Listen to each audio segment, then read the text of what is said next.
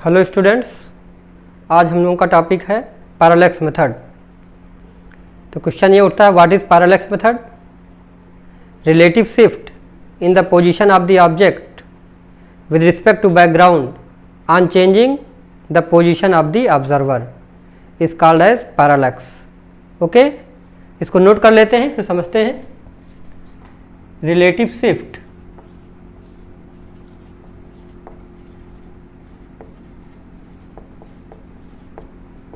in the position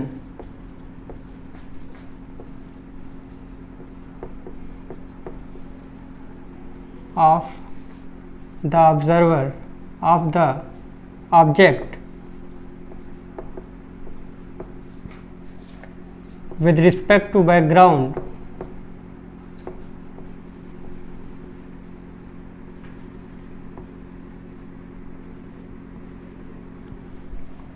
on changing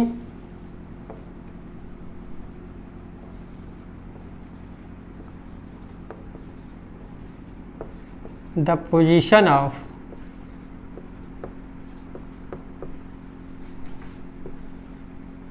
the observer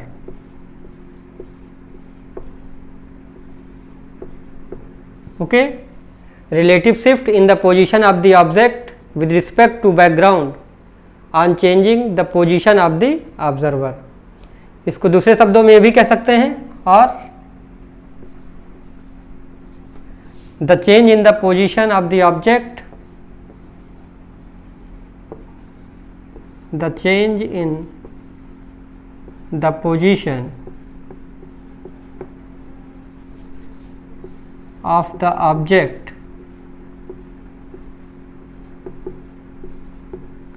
on changing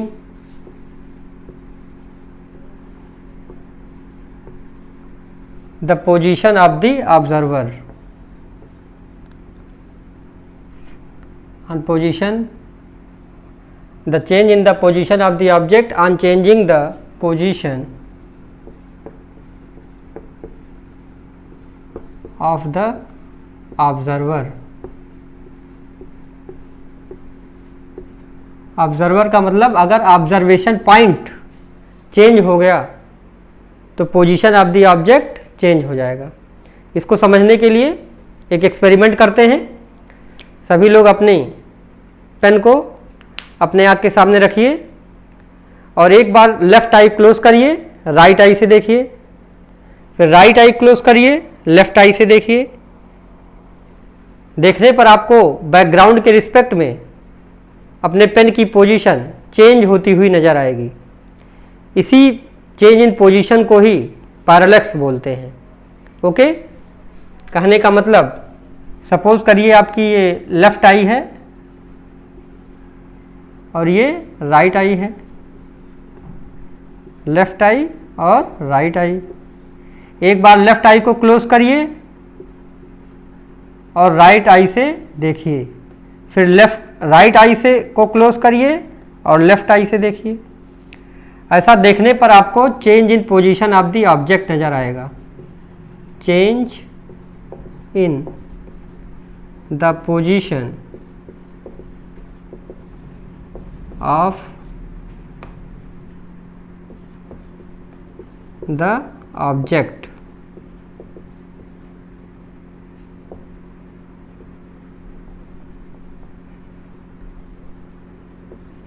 ठीक है, change in the position of the object, इसी को हम लोग पैरालैक्स बोलते हैं। सिंपल में आप इसको भी इतना कर दिए तो आपका सही हो जाएगा। ठीक है, इसको फिगर बना के जरा समझते हैं। सपोज करिए आप लेफ्ट आई से अगर देखते हैं, ये आपकी लेफ्ट आई है सपोज करिए, और यहाँ पर ये राइट आई है।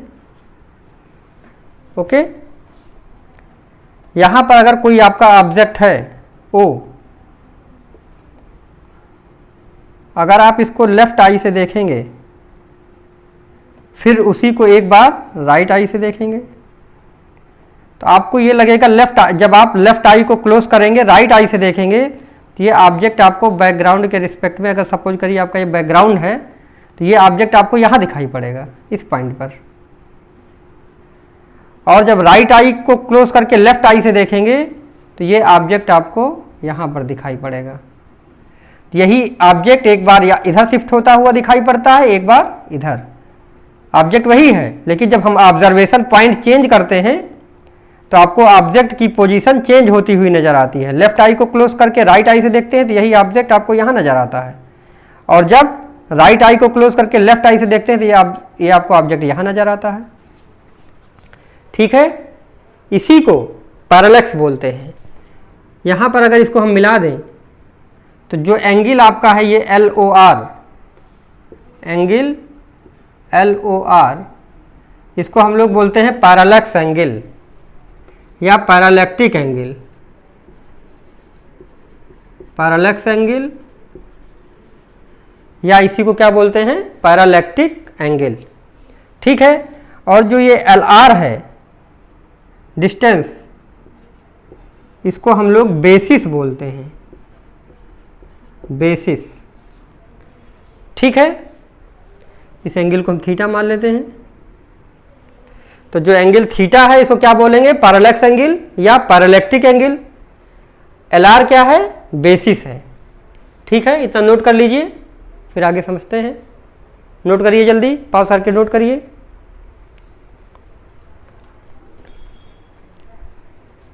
चलिए मिटाते हैं।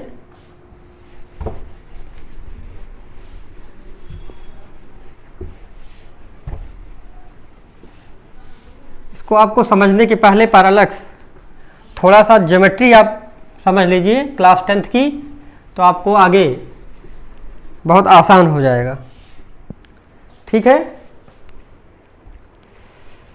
देखिए अगर कोई आप सर्कल देखिए, जैसे आपका ये कोई सर्कल हमने एक बनाया, इसका सेंटर O है। ठीक है, यहाँ पर देखिए अगर आपका ये एंगल, अगर सर्कल आप सही से बनाएंगे, देखिए एक हम बड़ा एंगल ले रहे हैं, ये सपोज करिए θ1 एंगल है। कितना है, θ1। ठीक है, यहाँ पे लिख दे रहे हैं θ1। चलिए हम नाम दे देते हैं CD। एंगल COD आपका जो है ये कितना है, θ1। अब देखिए हम एंगल को छोटा कर रहे हैं। एंगल को अगर हम बहुत छोटा कर दें, देखिए छोटा कर दिए, ये फ्लैट हो गया, ये इसको हम θ2 मान लेते हैं, इसको AB लिख दे रहे हैं। एंगल आपका जो AOB है, एंगल AOB, इसको हम मान लेते हैं θ2। ठीक है, ये θ2 है और ये पूरा एंगल θ1 है। ठीक है, अगर अब यहाँ देखिए अगर θ1 लार्ज है, एंगल COD देखिए यहाँ पर θ1 लार्ज है। इफ आपको क्यों समझना है, if θ equal to θ1 is large, अगर ये बड़ा है, अगर एंगल ये बड़ा है तो ध्यान से देखिए, ये CD जो आपका डिस्टेंस है, ये आर्क CD, देखिए इसमें काफ़ी अंतर है। मतलब CD जो हमारा आर्क है, इसको हम लोग CD नहीं लिख सकते, लेकिन अगर यहीं पर इफ़ θ इक्वल टू जो हमने θ2 लिया है, अगर ये बहुत स्मॉल हो जाए, इज वेरी स्मॉल, ओके, अगर θ2 वेरी स्मॉल हो जाए तो देखिए यहाँ पर क्या हो रहा है, जो ये AB डिस्टेंस है और ये आर्क AB है, देखिए नियर अबाउट बराबर होकर बहुत छोटा हो गया। अगर इस पॉइंट को देखिए यहाँ ले लें और ये और छोटा कर दें, अगर ये छोटा कर दें एंगल, बहुत छोटा, वेरी स्मॉल कर दें, तो जो ये AB है, आर्क AB, इसको हम लोग AB के इक्विवेलेंट लिख सकते हैं अप्रॉक्सीमेटली। ठीक है, तो कहने का मतलब अगर यहाँ पर जो हमने बेसिस लिया था, अगर इस बेसिस को हम बहुत छोटा लें और ये डिस्टेंस LO या RO, कहने लगे ये O पॉइंट बहुत दूर लें, तो उस समय हम इस O को, जो भी हमारा ऑब्जेक्ट होगा, ये ऑब्जेक्ट है, ऑब्जेक्ट अगर दूर हो ऑब्जर्वेशन पॉइंट से, ध्यान से सुनिएगा बात, अगर ऑब्जर्वेशन पॉइंट से ऑब्जेक्ट बहुत दूर है और हम लोगों का जो ऑब्जर्वेशन पॉइंट होगा वो करीब करीब होगा, अगर ऑब्जर्वेशन पॉइंट की बीच की डिस्टेंस बेसिस बहुत छोटी हो in comparison to distance of the object from the observation point, उस समय हम लोग जो बेसिस है उसको हम लोग आर्क LR आपका LR के बराबर हो जाएगा, और जो ऑब्जेक्ट है उसको हम लोग सेंटर ट्रीट कर सकते हैं, और जो LO बनेगा उस समय वो आपका रेडियस हो जाएगा। ठीक है, ये बात आपको समझ में आ गई होगी। तो जितना दूर जाएंगे एंगल छोटा होता जाएगा, और एंगल अगर छोटा हो गया तो हम लोग ये मान सकते हैं, तो हम एज्यूम कर सकते हैं कि O क्या हो जाएगा, centre of the circle, CO आपका जैसे यहाँ पर A है तो AO और इक्वल टू OB, और उस समय अगर यहाँ परपेंडिकुलर डाल दें ये चीज़, अगर इसको M मान लें तो OM आपका रेडियस हो जाएगा। ठीक है, चलिए हम लिख देते हैं। यहाँ पर देखिए if theta equal to theta 2 is very small, तब उस समय हम क्या एज्यूम कर सकते हैं, AB हो जाएगा, and we can assume O को क्या मान सकते हैं, centre of the circle,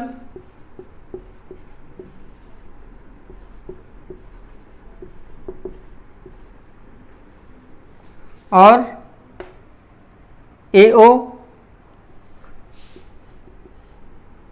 equal to BO और इक्वल टू MO, इसको हम क्या मान सकते हैं, रेडियस। ठीक है, और अगर ऐसा हो गया तो हम लोग प्रॉपर्टी यूज कर लेंगे, angle equal to arc upon radius. हम लोग जानते हैं property angle equal to arc upon radius. ठीक है, अब देखिए यहाँ पर आर्क अपान रेडियस, अगर यहाँ देखते हैं आर्क क्या है, AB, और रेडियस क्या है यहाँ पर, OA। ठीक है,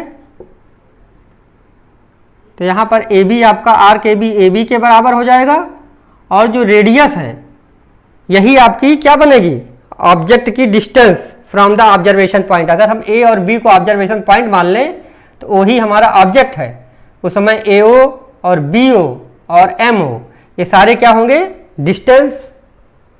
ठीक है, तो ये आपका AB अपान क्या हो जाएगा, AO या OA। तो इस तरह से हम लोग वैल्यू निकाल सकते हैं। आपका ये थीटा है, किसके बराबर है, ये थीटा के बराबर है। तो यहाँ से अगर आप AO या डिस्टेंस निकालना चाहें, MO या BO, तो आपका जो डिस्टेंस आ जाएगा यहाँ पर देखिए AB अपान AO, तो यहाँ से AO की वैल्यू क्या आ जाएगी, AO की वैल्यू आ जाएगी आपकी AB अपान थीटा। अब ध्यान से देखिए AB अपान थीटा, यहाँ पर AB क्या है, अगर इसको और इसको हम ऑब्जर्वेशन पॉइंट मान लें और इसको ऑब्जेक्ट मान लें तो AB हमारा क्या है, बेसिस है, और थीटा क्या है, पैरेलक्स एंगल है। तो थीटा आपका AB क्या हो जाएगा, बेसिस अपान थीटा क्या है, पैरेलक्स एंगल या पैरालेक्टिक एंगल, पैरेलक्स एंगल। ठीक है, तो इस तरह से हम लोग डिस्टेंस निकाल सकते हैं ऑब्जर्वेशन पॉइंट से ऑब्जेक्ट की डिस्टेंस। ओके, नोट कर लीजिए, फिर इसका हम लोग एग्जाम्पल करते हैं। नोट करिए जल्दी।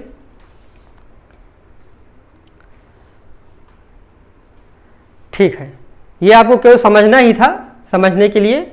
बाकी इसका यूज जो है पैरेलक्स का यूज हम लोग प्लैनेट्स की डिस्टेंस फ्रॉम द अर्थ हम लोग निकाल सकते हैं। जैसे मून की डिस्टेंस निकालना हो या किसी फार अवे स्टार की डिस्टेंस निकालना हो तो हम लोग पैरेलक्स मेथड से निकाल सकते हैं, मतलब ग्रेटर देन 10⁻² मीटर। हमने आपको बताया था मीटर स्केल से 10⁻² मीटर तक की आप डिस्टेंस मेजर कर सकते हैं, उससे ज़्यादा की डिस्टेंस अगर मेज़र करना है तो इनडायरेक्ट मेथड का यूज़ करेंगे और उस समय पैरालेक्स मेथड का यूज करेंगे अगर ये डिस्टेंस बहुत ज़्यादा है।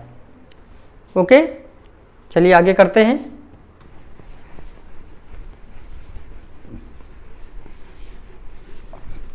अब एग्जाम्पल हम लोग लेते हैं to find the distance of the moon from the earth. ये कभी कभी आपके एग्जाम में पूछा जाता है। चलिए यहाँ इसका एग्जाम्पल करते हैं पैरालेक्स का। To find the distance of moon from earth. Earth से सपोज करिए आपको मून की डिस्टेंस निकालनी है या किसी प्लैनेट की डिस्टेंस निकालनी है, तो क्या करना पड़ेगा? पैरालेक्स मेथड का यूज़ करना है तो अर्थ से हम लोग मून को देखेंगे। ऑब्जर्वेशन, हमारा ऑब्जेक्ट एक ही है, उसको दो ऑब्जर्वेशन पॉइंट से हम लोग देखेंगे। ठीक है, तो सपोज करिए हमारा ये अर्थ है। चलिए इधर बना देते हैं। आपका ये सपोज करिए अर्थ है। अर्थ का रेडियस बहुत ज़्यादा है तो ये लगभग फ्लैट सरफेस मिलता है। देखिए हम लोग अर्थ पर रहते हैं तो आपको सरफेस कैसी दिखाई पड़ती है? फ्लैट, क्योंकि बहुत बड़ा स्फीयर है ये, तो आपको फ्लैट दिखाई पड़ेगा। तो यहाँ पर कोई दो पॉइंट, डायमेट्रिकली अपोजिट पॉइंट भी ले सकते हैं और कोई भी पॉइंट आप ले सकते हैं। सपोज करिए हमने यहाँ पर एक पॉइंट ए लिया ऑब्जर्वेशन पॉइंट और दूसरा बी लिया। ठीक है, और यहाँ पर आपका कोई आपका प्लैनेट है, सपोज करिए मून है पी, इसको हम मान लेते हैं ये मून है। ठीक है, अब हमें इस मून की डिस्टेंस अर्थ से निकालनी है। अब देखिए यहाँ पर हमें क्या कॉन्सेप्ट लगाना पड़ेगा। यहाँ से पहले इसको आप मिला दीजिए।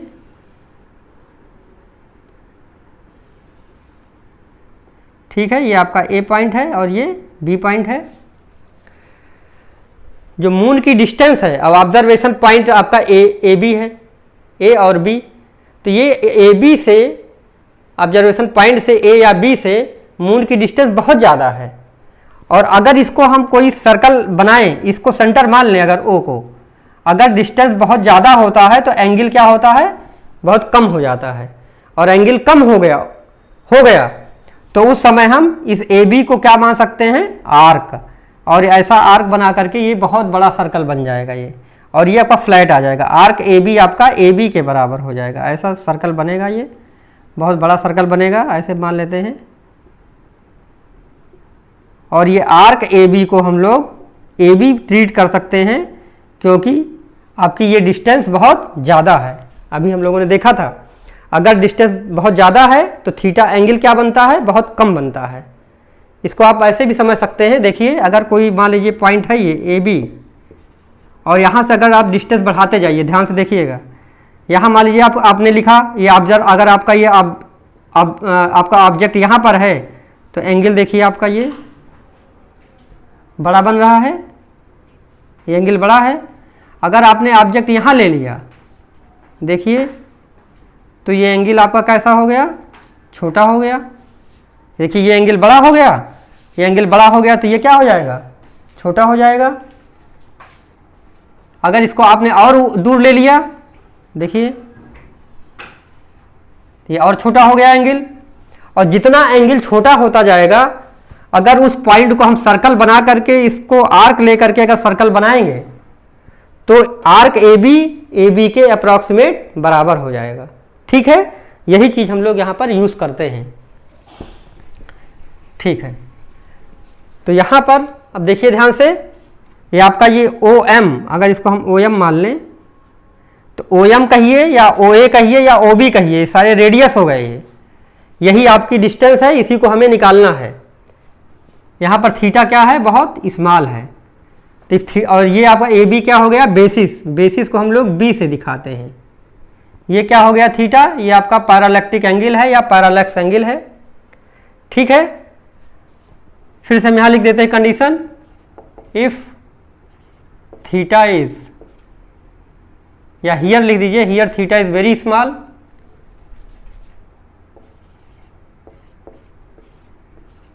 Theta is very small, so we can assume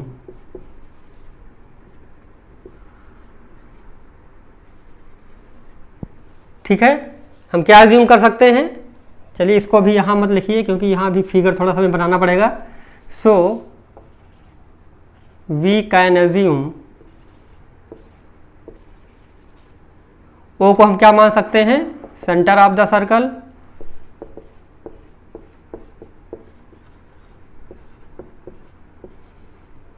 और ओ ए इक्वल टू ओ बी और इक्वल टू ओ एम, ये सारे बराबर हो जाएंगे और ये क्या होगा, रेडियस,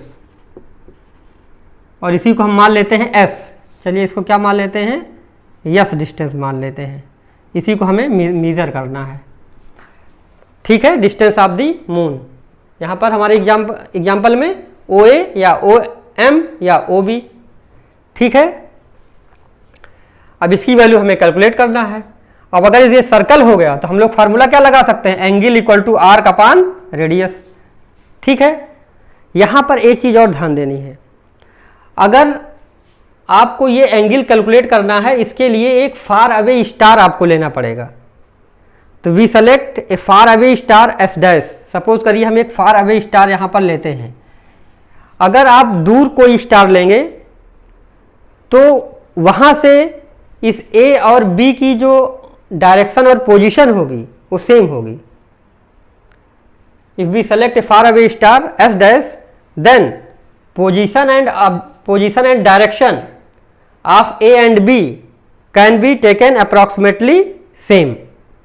ठीक है, क्योंकि अगर दूर कोई चीज है, जैसे आप अपने छत पे खड़े होइए, आप दूर स्टार को देखिए तो अपने छत से देखेंगे जो पोजीशन और डायरेक्शन दिखाई पड़ेगी वही पोजीशन और डायरेक्शन आपको 2-4 घर बाद भी अगर आप जाके वहां खड़े हो तो तब भी वही पोजीशन और डायरेक्शन दिखाई पड़ेगी। तो इसका हम लोग फायदा उठा लेते हैं। तो select a far away star S dash whose position and direction can be taken approximately same from point A and B. और जब बहुत दूर होगा तो वहां से हम पैरेलल, जैसे जैसे सन से लाइट आती है तो हम लोग पैरेलल रेज ट्रीट करते हैं। तो कहने लग ए को जब हम देखेंगे तो एस डैश यहां दिखाई पड़ेगा। इसी तरह अगर आप बी से देखेंगे तब भी आपको एस डैश यही दिखाई पड़ेगा। ठीक है, तो चाहे हम ए से देखें एस डैश को और चाहे बी से देखें एस डैश को। एस डैश क्या है, फार अवे स्टार है कोई स्टार, इसको हमने रेफरेंस पॉइंट मान लिया है। अब इससे क्या फायदा होगा, ये आपकी डिस्टेंस क्या थी, यहां से यहां तक की डिस्टेंस आपकी यस थी। ठीक है, और ये आपका लिया गया है फार अवे स्टार के लिए पोजीशन रेफरेंस पॉइंट।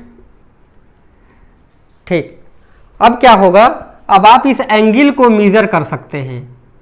अभी आपने पढ़ा था ट्रायंगुलर मेथड में सेक्सटेंट एक डिवाइस होती है, उस डिवाइस से हमने बताया था उसमें 2 आर्म होते हैं और उसका यूज करके अब देखिए आपका एक पोजीशन फिक्स हो गया ये, क्योंकि एस डैश आपको यहां से भी दिखाई पड़ेगा, यहां से भी वही पोजीशन दिखाई पड़ेगी, और दूसरे आर्म को लेकर के हम इस एंगल को मेजर कर लेंगे यहां से। इसी तरह इसका एंगल मेजर करना होगा तो ये फिक्स हो जाएगा और यहां से हम इसको मेजर कर लेंगे। ठीक है, तो इसी का हम लोग फायदा उठा लेते हैं। तो सेक्सटेंट से हम इस एंगल को मेजर कर लेंगे और इस एंगल को मेजर कर लेंगे। ठीक है, हम मान लेते हैं ये एंगल आपका क्या है, φ1, क्या है, φ1। ठीक है, और ये एंगल है φ2। अब देखिए ये लाइन पैरेलल है और इसके पैरेलल ये भी लाइन है। देखिए यहां से भी आपको एस डैश इसी पोजीशन पर दिखाई पड़ेगा क्योंकि फार अवे स्टार है। तो ये पैरेलल लाइन है, तो इसका मतलब ये एंगल ये φ1 तो और ये भी इसका ये भी φ1 हो जाएगा, ये अल्टरनेट एंगल हो जाएगा, ये आप लोग जानते हैं। इसी तरह से ये पैरेलल लाइन है दोनों, ये φ2 है तो ये वाला एंगल क्या हो जाएगा, φ2, ये भी आपका अल्टरनेट एंगल है। तो थीटा हमारा किसके बराबर हो गया, यहाँ पर जो हमारा थीटा आया ये आपका आ गया φ1 + φ2। ठीक है, अब आप सीधे फार्मूला लगा दीजिए, angle equal to arc upon radius. चलिए लगाइए, angle equal to arc upon radius. Angle क्या है? थीटा। यही किसके बराबर है? φ1 प्लस φ2 के। आर्क हमारा क्या है? A B. अब जब ये पॉइंट बहुत दूर हो जाएगा, ऑब्जेक्ट बहुत दूर होगा, तो आर्क ए बी को हम लोग ए बी ट्रीट कर सकते हैं। चलिए, arc A B upon arc upon radius. Radius हमारा क्या है? यस हमने माना है यहाँ पर, कैपिटल यस। तो आर्क ए बी को हम ए बी ले सकते हैं और अपान एस, इस कंडीशन को मानते हुए। और हमें क्या निकालना है? हमें निकालना है इसी यस की वैल्यू, डिस्टेंस। तो यहाँ से एस देखिए, यस क्या हो जाएगा? यस आ जाएगा हमारा ए बी, देखिए ए बी अपान φ1 प्लस φ2 कहिए, और चाहे कहिए ए बी अपान थीटा। ठीक है। अब देखिए distance of the moon from the अर्थ हम लोगों ने कैलकुलेट कर लिया। ठीक है। यहाँ पर एक चीज़ ध्यान देना है आपको, थीटा क्या है यहाँ पर? Where theta is in radian. Theta को हमेशा रेडियन में रखेंगे, नहीं तो न्यूमेरिकल में आपकी गलती हो जाएगी। आगे न्यूमेरिकल कराएंगे, हम आपको दिखाएंगे। थीटा को हमेशा रेडियन में आपको रखना है। ठीक, चलिए इसको नोट कर लीजिए, फिर आगे करते हैं। एक एप्लीकेशन और कर लेते हैं। डायमीटर आपको अगर निकालना है मून का तो कैसे निकालेंगे? ठीक है, बहुत छोटा सा टॉपिक है, उसको भी कवर करते हैं। नोट करिए जल्दी।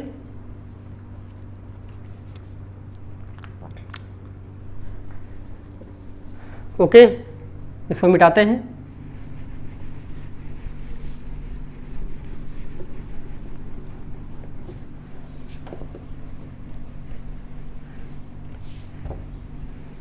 हमारा जो दूसरा एप्लीकेशन है वो है डायमीटर ऑफ द मून।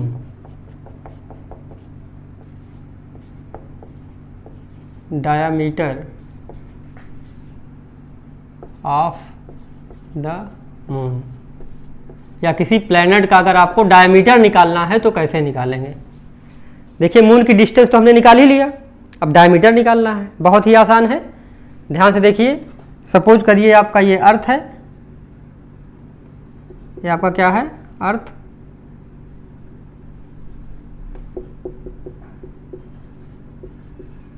ठीक है, यहाँ पर ये मान लीजिए आपका मून है। यहाँ पर इसी मून की हमें क्या निकालनी है? मून का हमें डायमीटर निकालना। थोड़ा बड़ा बनाइए, इसका हमें डायमीटर निकालना है। डायमीटर का मतलब कि ये चीज़ हमें निकालनी है, इसको कैपिटल डी मान लेते हैं। तो अब क्या करें? पैरेलैक्स मेथड का ही यूज़ करेंगे यहाँ पर भी। यहाँ पर अब हम इस बार ऑब्जर्वेशन पॉइंट यहाँ है, देखिए ये और ये ऑब्जर्वेशन पॉइंट बनेगा, ऑब्जेक्ट यहाँ पर हो जाएगा। ठीक है, तो यहाँ पर हम लोग टेलीस्कोप से इसको फोकस करेंगे। टेलीस्कोप से फोकस करने के बाद यहाँ पर देखिए इसको ऐसे, ये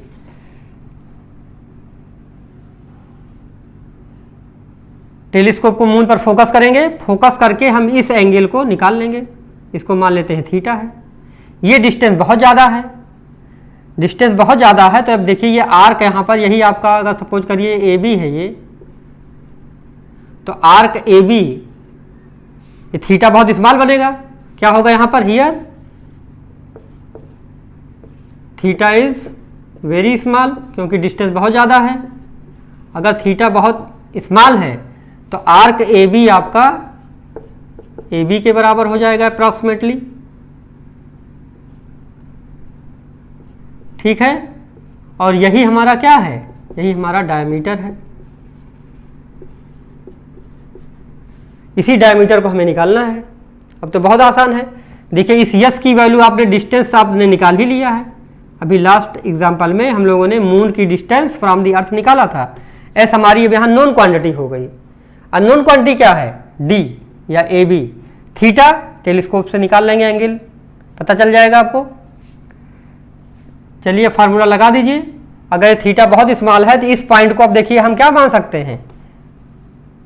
इस पॉइंट को सेंटर मान सकते हैं और यहाँ से एक सर्कल अगर आप बनाएंगे, बहुत बड़ा सर्कल बनेगा और उस समय आपका ए बी क्या हो जाएगा, ए बी आपका डायमीटर हो जाएगा और आर्क ए बी के बराबर हो जाएगा। अब लगिए फार्मूला लगा दीजिए, angle equal to arc upon radius.